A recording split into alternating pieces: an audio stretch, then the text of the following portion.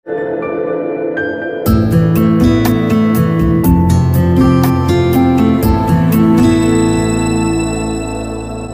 tadi ya, di samping juga Pak Syarif Hasan ya, luar biasa. Membayangkan Yong Java, Yong Sumatera, Yong Celebes ketika itu tanpa latar belakang politik, tanpa memandang etnis, lalu mereka satu tujuan untuk memerdekakan bangsa. Saya juga bermimpi karena ada Mbak dari Yong Sumatera, dari Yong Celebes, jadi luar biasa ini. Nah, pertanyaan saya adalah bagaimana terutama kedua Sri Kandi ini menilai ketika setelah era reformasi kompetisi politik, terutama kompetisi untuk pilpres itu hanya didominasi oleh etnis Jawa gitu. Nah, kita melihat ini terjadi karena sistem atau tidak, tetapi ini apa yang kita lihat? Jokowi Prabowo 2 kali rivalitas. Lalu kita tentu berharap juga, nah sistem apa yang cocok sehingga membuka peluang ini. Tapi Pak Syarif Hasan sudah memancing bahwa 0% ya, 0% persyaratan parliamentary threshold atau presiden threshold itu mungkin akan membuka. Nah, apa pandangan Mbak Julaika, Mbak Brigit juga mungkin apa pandangan tentang hal ini? Karena tadi kan semangatnya kepahlawanan, kepemudaan. Menurut saya mungkin ada orang pintar dari Papua yang umurnya saat ini mungkin baru 32 tahun misalnya, atau di ujung Aceh sana mereka baru usianya mungkin baru 35 tahun, tapi ketika 2 bulan berbanding dia telah memenuhi syarat presiden. Lalu kan tidak mungkin kalau kondisi kita masih seperti ini. Nah, nilai-nilai apa atau sistem politik seperti apa yang harusnya diperkenalkan sehingga mereka benar-benar memiliki peluang yang sama dengan etnis Jawa misalnya, sehingga kita memiliki Indonesia baru, Indonesia dengan anak muda yang katanya tadi punya kekuatan bonus demografi. Itu kan sebuah kekuatan yang dahsyat. Dunia juga menghadirkan Trudeau dari Kanada yang sangat muda, Macron dari Prancis yang sangat muda, lalu juga dulu Duterte tidak terlalu tua juga, dan mereka juga sukses gitu loh. Nah, kira-kira itu aja mungkin pertanyaan sekaligus juga share diskusi kita hari ini. Terima kasih. Terima kasih. Assalamualaikum warahmatullahi wabarakatuh. Saya Andri dari Suara Merdeka. Pertanyaan pertama untuk Pak Syarif Hasan, mohon penegasannya Pak. Apakah agak terhambatnya kaum muda ini karena yang tua belum mau geser Pak? Karena nampaknya ada yang sudah berkali-kali maju, berkali-kali kalah, berkali-kali maju lagi gitu. Belum tahu.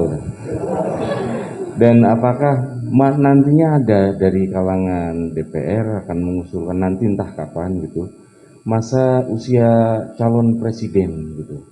Jadi yang 50 up minggir dulu atau 60 lah paling ya minggir dulu untuk kasih kesempatan buat yang muda-muda. Dan juga tadi soal syarat presidensial thresholdnya 0% itu terbaik. Apakah bagaimana nanti Demokrat akan berusaha memperjuangkan itu?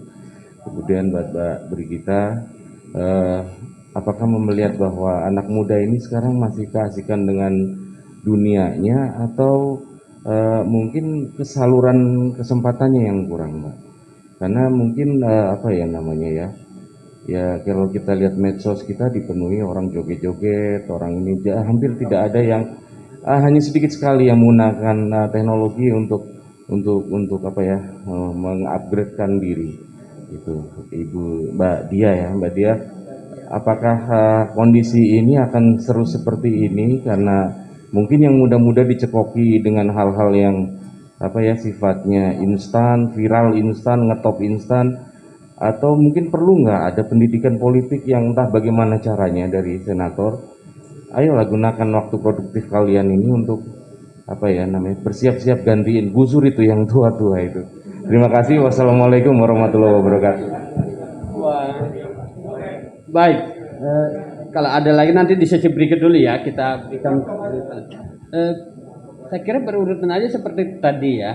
Mungkin tadi ada beberapa berbagai persoalan karakter narkoba dan sebagainya, karakter seperti apa yang diharapkan. Saya kira mungkin kita langsung aja dan jawab. Baik, saya hampir lupa tadi pertanyaannya dari 1 sampai 3 tadi. Yang pertama tadi tentang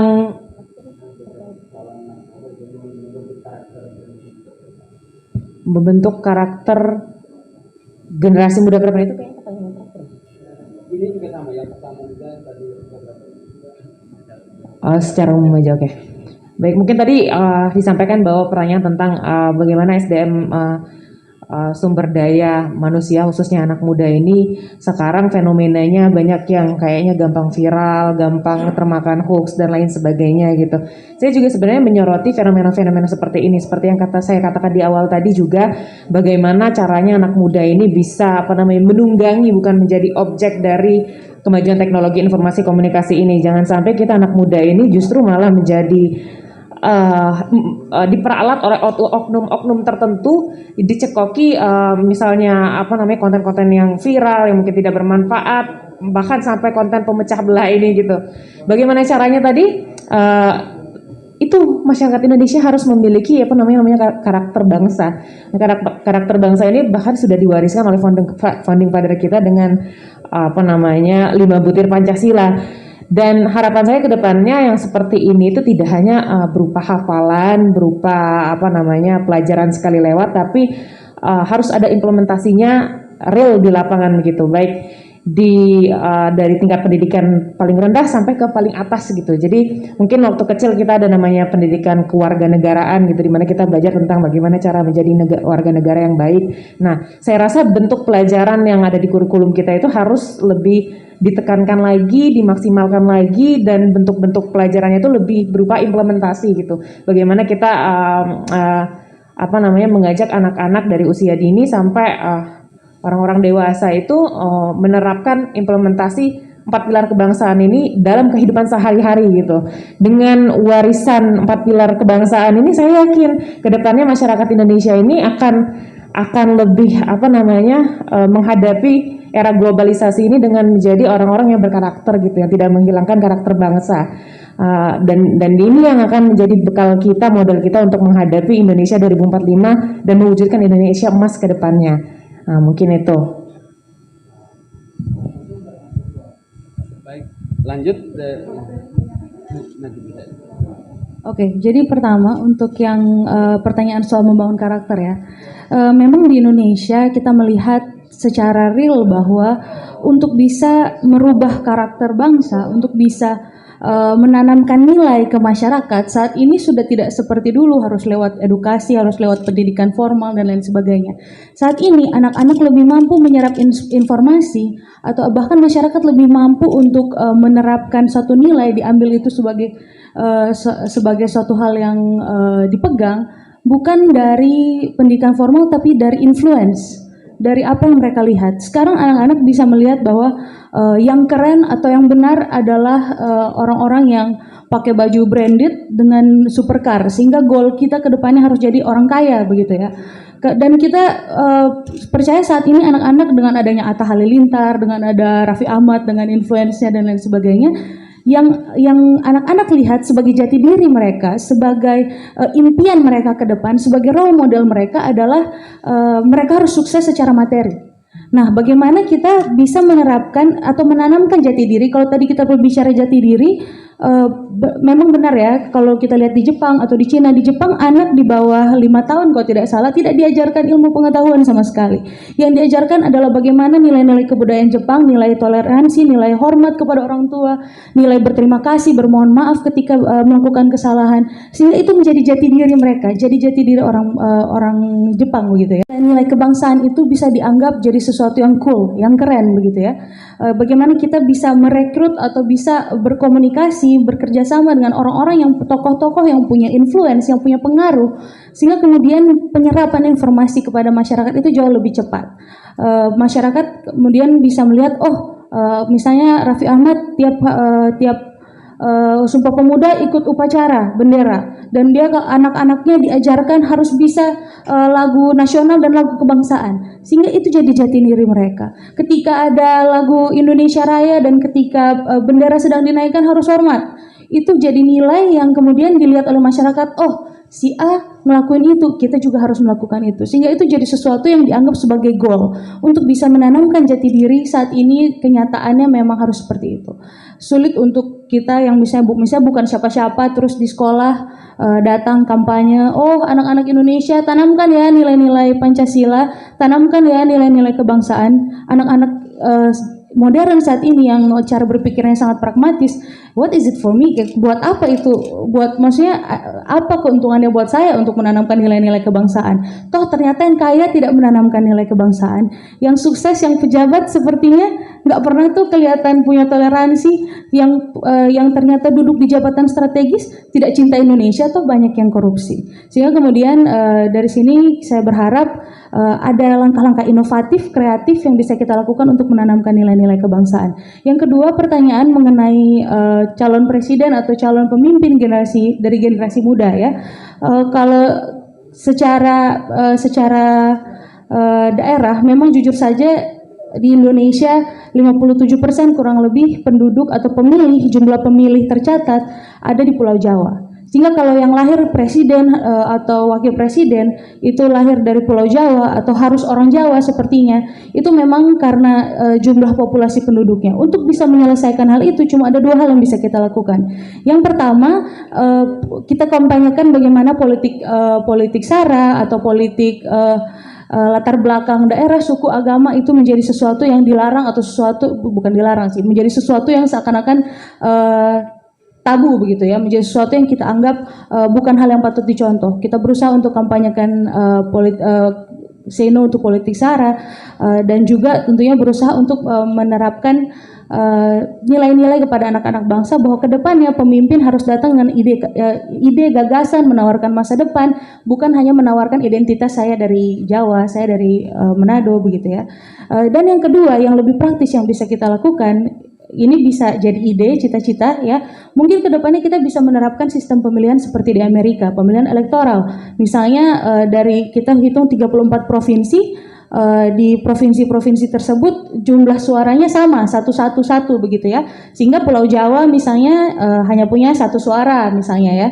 Atau Provinsi Jawa Tengah punya 1 suara. Siapa yang menang itu yang dihitung. Sehingga daerah-daerah dengan penduduk kecil juga bisa menawarkan calon begitu. Dan mereka punya kesempatan yang sama dengan orang yang lahir dari daerah dengan populasi banyak. Sehingga kemudian tidak terbatas hanya orang Jawa saja karena 57% pemilih terdaftar di Jawa. Dan juga kalau saya lihat ya memang selain dari situ masalahnya ada di pendidikan juga. Kualitas pendidikan di Pulau Jawa masih sangat jauh berbeda standarnya dengan daerah-daerah perbatasan. Saya lahir di Sulawesi Utara, besar di Kabupaten Kepulauan Talaut yang perbatasan dengan Filipina yang saat itu listrik belum ada.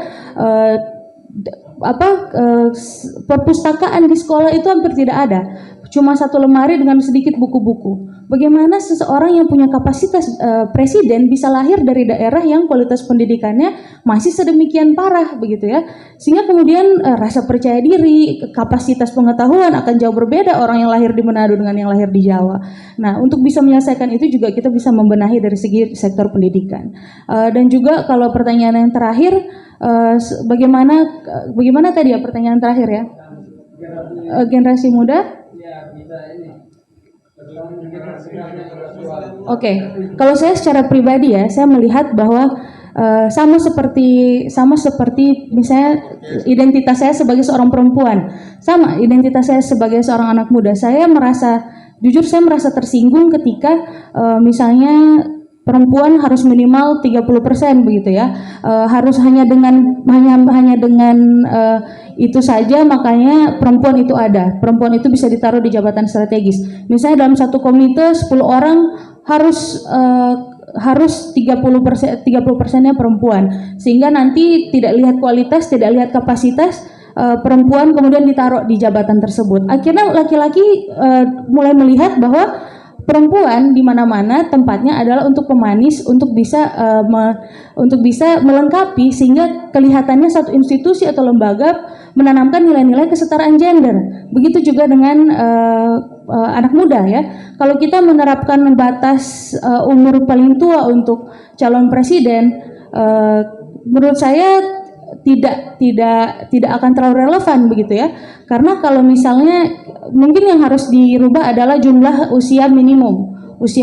Kalau hanya dibatasi usia paling tuanya saja, berarti anak muda yang akan jadi calon presiden nanti tidak tidak harus bersaing dan menunjukkan kapasitasnya untuk bisa dianggap setara dan layak seperti yang tua. Kalau begitu mending yang tua aja, begitu kan?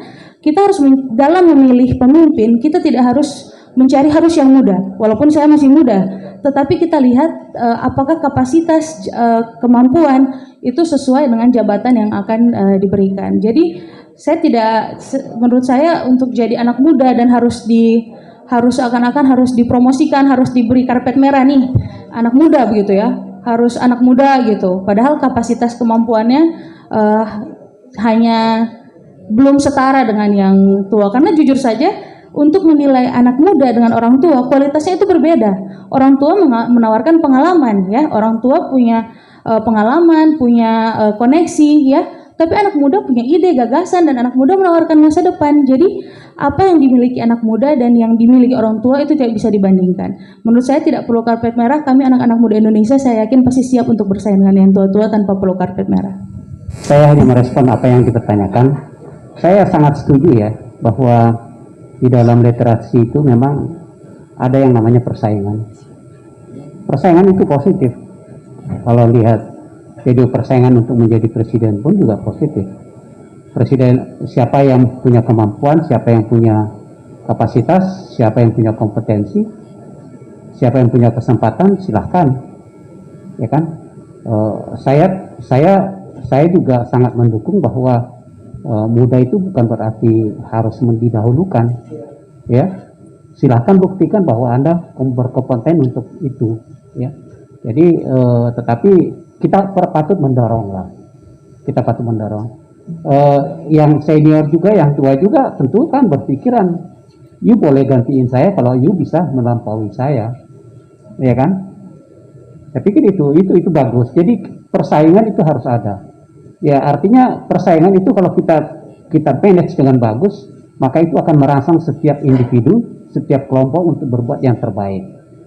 Persaingan itu bagaikan api. Api itu kita butuhkan.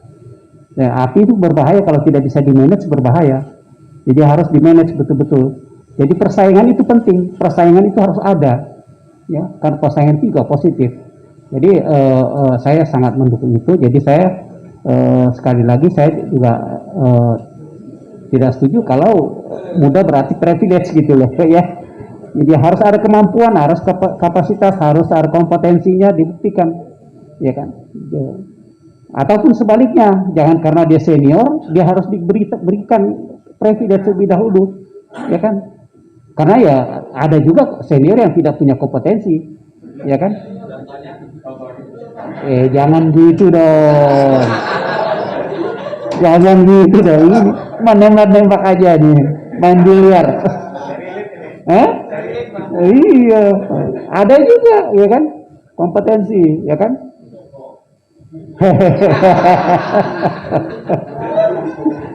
Jadi sekali lagi itu harus menjadi preferensi semua ini. Nah, bagaimana ini supaya bisa kualitasnya lebih meningkat ya? Pertama tadi sudah disampaikan beberapa Mbak Lila ya, pendidikan, literasi, ya kan? Kemudian kebijakan. Ya, ini semua banyak yang nyangkut. Kita mendorong semuanya untuk betul-betul memberikan kontribusi yang terbaik buat. Baik, terima kasih. Semua bisa menjadi pahlawan. Ada garis bawahi dari Ibu Brigita. Teman-teman jurnalis juga adalah pahlawan. Kita memberikan aplaus.